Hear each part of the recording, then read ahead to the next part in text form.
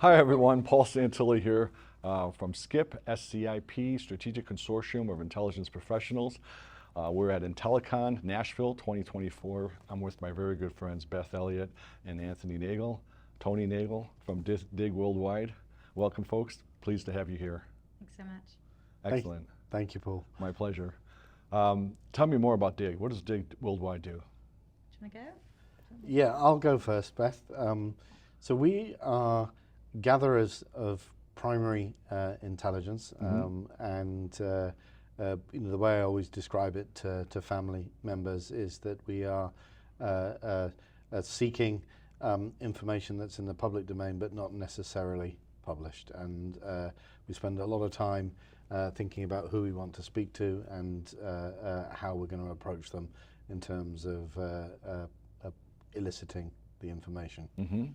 Yeah, I think that's it. I think it's really getting the intel out of people's heads and maximizing conversations. The art of elicitation is really what we focus on.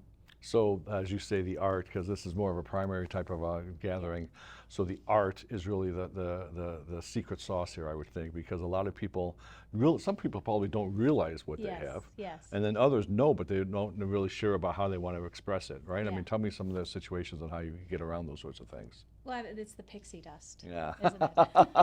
But no, a very sort of, and I'll give you a very simple illustration of this, Paul, in terms of, you have two shops on the same street, and we'll just happen to call them hairdressers.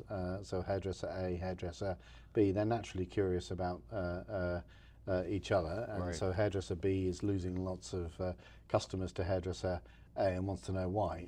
So they engage Dig Worldwide to investigate. So I get up early one morning and I stand opposite hairdresser A on behalf of hairdresser B, and it's really only birds even haven't started tweeting, and then I just observe who shows up and when they show up. So just purely observational, and then as the day wears on, I take a note of delivery vans, and I take specific note of the names on the delivery vans. Sounds like a private investigator to me. No? Oh, does it? No, I'm just giving you the examples of preparation. So I can keep going.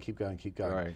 So we identify people to speak to. So customers go in, customers go out, and so we see a delivery driver, get a name of the delivery driver, call them, and then start asking them questions about the hairdresser A. We'll then speak to hairdresser A's neighbours, and gentle questions to start with, and then narrowing in specifically on what we want.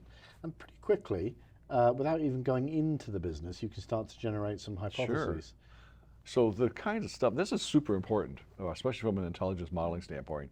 This is the kind of things that I think is overlooked a lot in the generic, secondary type stuff, and even some of the primary stuff that's a little bit more survey based, a little bit more maybe anecdotal based, because this is really more of a deep dive. Well, it's a free-flowing conversation, True. And it's maximizing conversations, and we don't have a guide. It's the key intelligence topics, and we make sure we'll have a broad conversational approach, and then we further